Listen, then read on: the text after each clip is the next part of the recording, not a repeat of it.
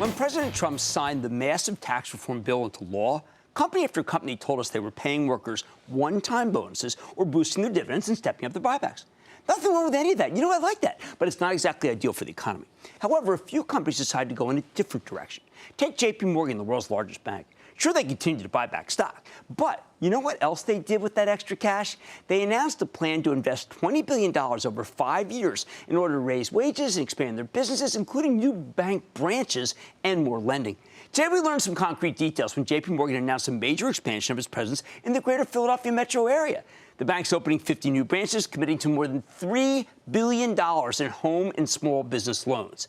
As a native Philadelphian, this is the kind of thing I can't ignore. So earlier today, we checked in with Jamie Dimon, the chairman and CEO of J.P. Morgan Chase and the longest-serving chief of the major banks. If you were watching Squawk Alley this morning, you saw part of that conversation, but we had a lot more to talk about. So take a look. Jamie, you're chasing a picture, and I'm looking around this area where banks can still make a difference. I'm so used to the squares, and I'm used to the fintech, and I'm used to thinking bricks and mortar are dead. It's clearly not dead. No. 1 million people visit our branches every day. Even like the average millennial visit 3 times a quarter. And so, but the branches change in size. They morph. They get smaller. They're more dynamic. ATMs do more. And then when you walk in, there may be less people, more advisors, financial advisors, small business, mortgage advisors. And we're adding all the digital, P2P, real time. You invest. You can buy, if you're a good client, which you are, you can buy and sell stocks for free now. We're going to give you self-directed investing, more financial education around FICO scores and how you can save money. And so, we're doing all of it. Yeah, but I would talk about, look, I have an image of J.P. Morgan from the history books, okay? I have an image of it that it's the rich person's bank. You were talking about millennials. You're talking about neighborhoods like this. You're standing on its head what J.P. Morgan is. Yeah. Well, J.P. Morgan name is really being used for global investment banking, private banking. Chase and the old Bank One, those retail branches are nationwide, and they deal with 60 million households across the full spectrum. We deal with low and middle income households up to, we have Chase Private Client. You may not remember, we started that like 8 years ago. There was one branch. Chase Private Client, which gives financial advice, is in almost 4,000 branches today. That's big. And it's going quite well, thank you, yeah. Okay, so why could Citi not make it here? They spend $50 million throughout this town, Philadelphia. And they closed. And the term they used, Jamie, was because it was unprofitable. Why should it be profitable for you?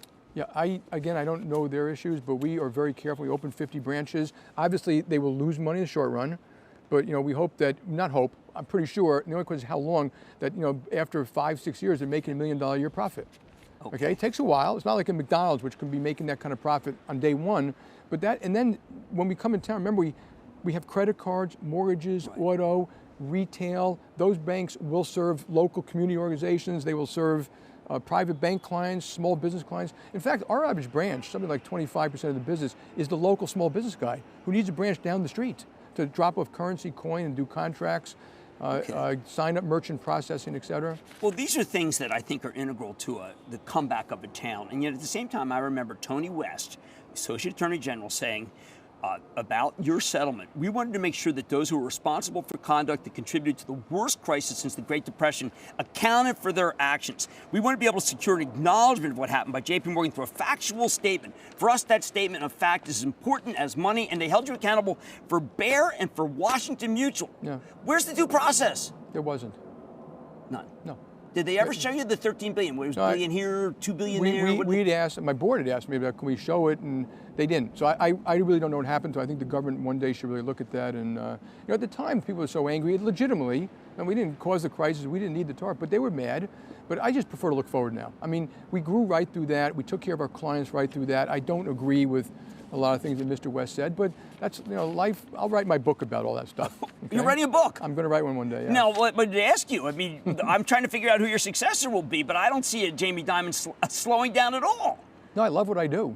And I just got back You're from the India. longest serving of the major bankers. I'm going to miss, and Lloyd and I are good friends, and I'm going to miss Lloyd. He'll still be a friend, I'll still see him, but the board and I announced, obviously it's up to the board, that I'll stay for 5 more years. But personally, and I'm speaking for the board, we believe that there are several people in the management team who could do my job today. So I think they're going to have a choice that's very good, and they can change it at will, that we have a lot of good people in the pipeline who can do this job. They'll do it differently.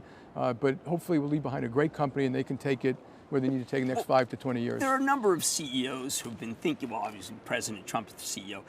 Bloomberg, thinking once again, hat in the ring. Howard Schultz going back and forth.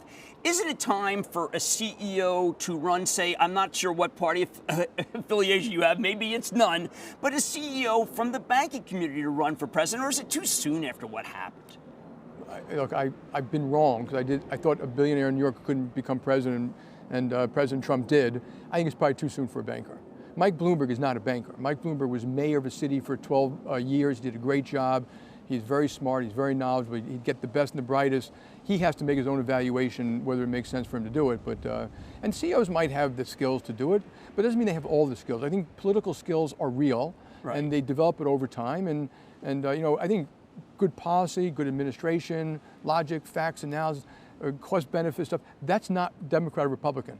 So okay. I do think skills of a CEO could be very helpful in Washington. I think good policy needs to be in Washington. Jamie, it sounds like you really did genuinely evaluate whether you should run and whether you should wind up your term and then say, hey, listen, I'll explore it. Well, have you explored it? I have not explored it. You have not thought about it with friends, with anyone? Friends have mentioned to me, and I thought about it. I haven't done any real official investigation or anything like that. But how about an unofficial? And no. I mean, it was on my mind because people mentioned it, but it's not what I want to do. I don't think I would be good at it. I'm not a political person per se, so I love what I do. But you are tougher and smarter than some of our politicians. I shouldn't have said that. That's kind of unequivocal. What I should have said, I was joking around. I should focus on policy that matters. We have we have the greatest country on the planet, but we have serious policy issues around infrastructure. We fix corporate taxation, proper regulation, inner city schools, development in neighborhoods, affordable housing, the opioid crisis, getting people back to work. Income inequality needs to be fixed. But the politicians seem to, in your view, politicians have let us down or let these people down, and bankers have to take up the slack because we're in a new country and a new economy where the capitalists. Yeah. And this is something our friend Ken Langone would say, that the capitalists have to step up because the politicians failed us. I think business has to step up because business has, remember, 85% of people work for business. If we don't have the strongest economy on the planet, we won't have the strongest military in the planet. If we don't have the strongest economy, we won't have jobs, wages, any of that, or innovation. That we need. Then you got to figure out how to solve the problems. Okay. So some of the things that you need to do in government is just set the highway sidelines so that it works well. And then you still may have problems that need to be fixed after that, like income inequality.